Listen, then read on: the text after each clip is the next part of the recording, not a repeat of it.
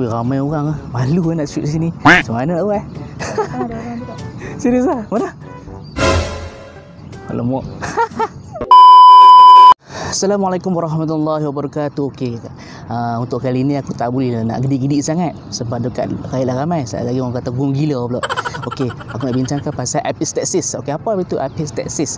Okey, epistaxis adalah dalam bahasa kita berdarah hidung. Sangat common sebab mengikut research dia mengatakan sebanyak 60% daripada general population mengalami darah hidung. Okey, sebenarnya darah hidung ni dia disebabkan oleh kita punya salur darah dalam hidung kita. Dia panggil sebagai Kieselbach plexus. Kieselbach plexus ataupun little area. Area ni ataupun salur darah ni sangat sensitif kepada perubahan persekitaran.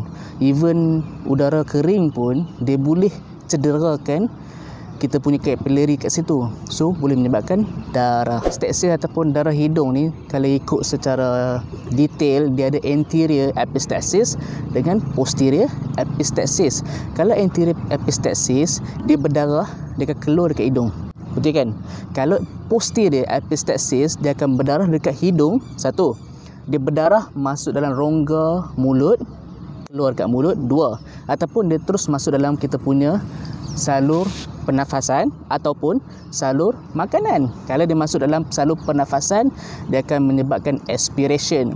Bayangkan, salur pernafasan cuma udara, tapi bila dia masuk darah, apa akan jadi dekat paru-paru kita? Secara medical, okey, mari aku cerita. Apa itu Kieselbach plexus? Kieselbach plexus adalah satu plexus ataupun sekumpulan salur darah yang membentuk plexus ni. Ada 5 salur darah. First adalah anterior ethmoidal artery. Lepas tu nombor 2, posterior ethmoidal artery. Lepas tu nombor 3, greater palatine artery. Lepas tu nombor 4 adalah sphenopalatine artery. Last sekali adalah superior labial artery. So 5 artery inilah membentuk Kieselbach plexus. Plexus yang aku cakap akan tercedera dan menghasilkan pendarahan hidung. Okey, jom kita tengok macam mana apa punca yang menyebabkan plexus ni tercedera ataupun mengakibatkan injury dekat plexus ni. Satu, idiopathic. Idiopathic maksudnya kita tak tahu, doktor tak tahu, saintis pun tak tahu pasal apa boleh rosak ataupun pasal apa boleh injury dekat plexus ni. Lepas tu nombor 2, trauma. Okey, apa contoh trauma? Korek hidung. Korek hidung. Sebab epistaxis ni dia common dekat umur yang 7 tahun sampai 50 tahun. Okey, budak-budak 7 tahun. Budak-budak suka korek hidung kan. Kadang-kadang dia korek terlalu nikmat. Dia pergi bagi plexus tu berdarah. Itu contoh trauma. Yang ketiga, mungkin kena tumbuk ke. Kena tumbuk dengan siapa-siapa, dengan gangster ke apa, dengan member-member ke, tertampak ke apa, boleh menyebabkan pendarahan juga. Okay, nombor 4, kalau kita stres boleh menyebabkan kita hypertension, darah tinggi. Darah tinggi pun boleh menyebabkan plexus ni tercedera ataupun pecah tu menghasilkan darah. Lepas tu nombor 5, mungkin disebabkan oleh udara kering. Kalau udara kering, contoh kita kerap duduk dalam aircon. Duduk dalam aircon pun boleh menyebabkan tercedera dekat plexus ni. So jadilah pendarahan. Okay, nombor 6 contoh apa? Asap rokok ataupun orang kerja-kerja dekat chemical punya industri. Kalau tak pakai penutup muka ataupun tak pakai penutup pernafasan, boleh cedera juga dekat plexus ni. Kanser dekat kita punya kawasan muka dengan rengkung. Orang panggil apa? Juvenile nasopharyngeal angiofibroma. Itu adalah antara kanser, orang panggil apa? Kanser salur darah yang mana common dekat kawasan hidung. Kanser tu akan menyebabkan kita keluar darah dekat hidung. Itu salah satu kanser yang boleh menyebabkan pendarahan hidung. Okey, selain itu kalau orang yang ada allergic rhinitis, contoh macam dia pergi masuk bilik yang berdebu, dia kerap bersin kan, itu panggil allergic rhinitis. Yang tu pun boleh menyebabkan pendarahan hidung. Sebab apa? Dia allergic, nasal allergic kepada persekitaran. Itu satu. Lepas tu nombor 2, mungkin dia ada resdung ataupun sinusitis. Sinusitis pun boleh menyebabkan juga pendarahan hidung ni berlaku. So banyak faktor-faktor yang aku cakap ni, benda-benda yang terlalu sensitif dekat kita punya plexus ni, yang little area ataupun Kieselbach plexus. Dia terlalu sensitif, senang rosak, senang injured. Itulah boleh menyebabkan pendarahan. Okey, kalau jadi budak-budak yang ada berdarah kan, kita kalau budak-budak kita nampak darah tengah main, tiba-tiba meleleh, lepas tu rasa-rasa pasal apa masin semacam ni macam darah, mesti kita rasa panik. Tapi apa langkah-langkah untuk kita cool down ke anak kita? First, kita relaxkan dia orang. Jangan bagi panik, jangan bagi anxious ke apa. Yang tu, jangan risau sebab benda ni common. Bukan masalah kanser ke apa, yang tu nombor 2. Sebab first kita bagi dia orang cool down, kita relaxkan dia orang, jangan bagi panik. Sebab bila lagi panik, dia akan lagi stres. Bila stres, darah naik, lagi teruklah berdarah tu berlaku. Ngoh duduk kursi macam ni. Nak berdiri malu. Okey, jom kita tengok macam mana kita nak rawat penyakit ni. Okey, first, jangan cemah, jangan anxious. Kita relax saja. Bila kita lagi cemah, lagi anxious, lagi berdarah teruk. Lepas tu nombor 2. Okey, suruh duduk macam ni. Lepas tu kita lean forward sikit. Sebab apa? Kita tak mau darah tu mengalir ke belakang dan masuk dalam paru-paru. Lagi masalah. Itu nombor 2. Nombor 3, kita try tekan dekat kawasan hidung yang lembut ni. Kita ada 2 tau. Ini tulang hidung. Lepas tu tengah-tengah ni cartilage. Kita picit dekat depan ni selama 10 minit.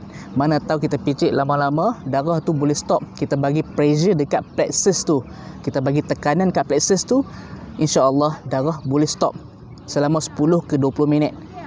Kalau dalam 10 ke 20 minit tak stop juga, darah stay mengalir keluar, okey, korang kena bawa anak-anak ataupun orang yang jadi tu pergi klinik ataupun hospital. Sebab kita kena buat intensif punya management. Okey, kenapa aku cakap kenapa? Okey, kalau orang yang ada berdarah hidung ni ada boleh jadi macam berdarah biasa, boleh kadang-kadang dia berdarah over sangat sampai menyemuk-nyemuk. Macam Roshi tu, Master Roshi tahu, bila tengok komik-komik yang kuning tu, hidung dia berdarah mancut-mancut, faham kan?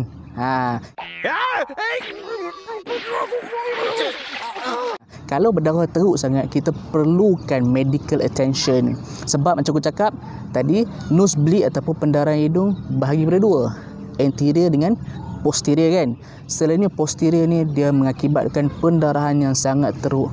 Kadang-kadang boleh menyebabkan kematian. Sebab apa? Darah hilang banyak dan akan menyebabkan tekanan darah kita dah mula-mula tu tinggi, tiba-tiba rendah, lalas boleh meninggal. Tu yang bahaya tu. Kalau korang picit hidung, lepas tu korang relax, lepas tu kalau korang letak ais, tak stop juga, pergi klinik, pergi hospital. Kena buat hospital. Okey, kalau kita pergi hospital, apa doktor akan buat? Doktor akan tengok dia punya vital sign. Vital sign, dia check kita punya tekanan darah, dia check kita punya nadi, check kita punya ada sakit ataupun tak dan sebagainya. Doktor akan tengok kalau tekanan darah dia makin tinggi ataupun makin rendah, doktor akan check dia punya ECG. Doktor check ECG yang letak-letak kat dada tu kan. Doktor tengok dia punya jantung okey ataupun tak. Kalau jantung dia okey tak apa. Kalau jantung dia jadi macam ada something, sana arrhythmia ke ataupun tak, tu bahayalah. Doktor tengok takut hypovolemic shock. Okey. Dan nombor 2, kalau pendarahan teruk sangat, doktor akan masukkan air. Orang panggil IV drips. Doktor akan drips campur dengan kristalloid ke colloid ke, bergantung kepada keputusan doktor pakar. Okey, doktor akan masuk drips. Doktor tak mau dia punya blood pressure dia terlalu rendah ataupun tinggi. Yang tu nombor 2. Lepas tu nombor 3, doktor akan tengok, doktor akan check dia punya hidung. Doktor akan masukkan nasal speculum. Doktor akan tengok pendarahan tu punca dekat mana, dekat depan ataupun belakang. Kalau depan senang. Kalau depan, doktor just masukkan satu gel. Gel kita panggil sebagai petroleum jelly ataupun Vaseline lah. Doktor akan masukkan tangan, doktor akan sapu. Ataupun masukkan cotton, sapu. Sebab apa? Bila masuk petroleum jelly, dia akan matikan, akan bagi pressure dekat situ. So pendarahan pun akan kurang berlaku kat situ. Ataupun nombor 2, kalau pendarahan still jadi lagi, doktor akan buat cauterization. Cauterization ni perlukan alat orang panggil electrocautery. Dia akan cautery dekat situ. Dia akan matikan punca ataupun source of bleeding dekat situ. So berdarahan pun akan stop. So cauterization. Kalau cauterization pun tak jalan, kalau petroleum jelly pun tak jalan, yang last sekali, doktor akan sumbat kapas. Kita panggil sebagai gauze packing ataupun tamponing packing. Okey, macam mana benda ni jadi? Okey, first, kalau gauze packing, doktor akan masukkan macam kapas gauze penuh dekat kita punya nasal ni. Kenapa doktor masukkan yang tu? Untuk bagi tekanan dekat plexus tu. Bila bagi tekanan dekat plexus tu, pendarahan pun akan stop. Itu satu. Lepas tu nombor 2, doktor masukkan nasal tampon. Nasal tampon ni contoh macam kapas juga. Dia masuk dekat hidung. Bila dia serat cecair ataupun dia serat darah, tampon tu dia akan kembang. Kembang. Bila kembang, dia akan bagi tekanan dekat plexus tu juga. So, darah pun akan stop. Okey, last sekali adalah Foley catheter. Okey, Foley catheter ni selalunya untuk merawat epistaxis yang disebabkan belakang ni epistaxis ataupun posterior epistaxis. Foley catheter, doktor akan masuk. Bila masuk, doktor akan inflate, masukkan angin. Foley tu macam belun. Bila belun, dia masuk dekat belakang, dia akan bagi tekanan dekat posterior part. Bila bagi tekanan kat situ, darah pun akan stop. Kalau Foley catheter tak jalan juga, doktor akan masukkan epistaxis balloon. Epistaxis balloon pun sama juga dia punya fungsi, iaitu bagi tekanan dekat plexus tu juga. So bila bagi tekanan plexus kat situ, dia pun akan bleeding pun akan stop. So macam tu juga dia punya prinsip dia satu je, untuk stopkan bleeding dengan bagi tekanan ataupun kita sapu Vaseline ataupun petroleum jelly. Okey, so setakat tu korang faham kan kalau orang-orang yang ataupun anak-anak kita yang ada sering berlaku benda macam ni, first kalau kanak-kanak pastikan dia orang punya kuku tu potong. Sebab kalau panjang, dia kan kulit hidung ke apa, berdarah pula kat situ. Lepas tu nombor 2, elakkan makan makanan pedas selepas stop darah. Ialah makan pedas, kita mengakibatkan kita punya hidung beringwih. Kadang-kadang boleh juga buat bleeding jadi balik. Lepas tu nombor 3, kawal kita punya anxious tu, kita punya nervous, kita punya cemas. Relax, kontrol keadaan. Sebenarnya tak ada masalah pun. Okey, common, semua budak kadang-kadang hampir 60% general population jadi bleeding dekat hidung. So tak ada masalah benda ni. Okey, penutup dia. So tak ada masalah lah benda ni. Aku harap korang faham apa yang aku nak merepek tadi. Yalah, duk merepek depan orang pun tengok lalu, tengok dia ni apa duk merepek ni. Kata apa, baca berita ke apa? Tak. Tempat-tempat macam ni aku ambil untuk tenang-tenang, untuk beletak agak orang.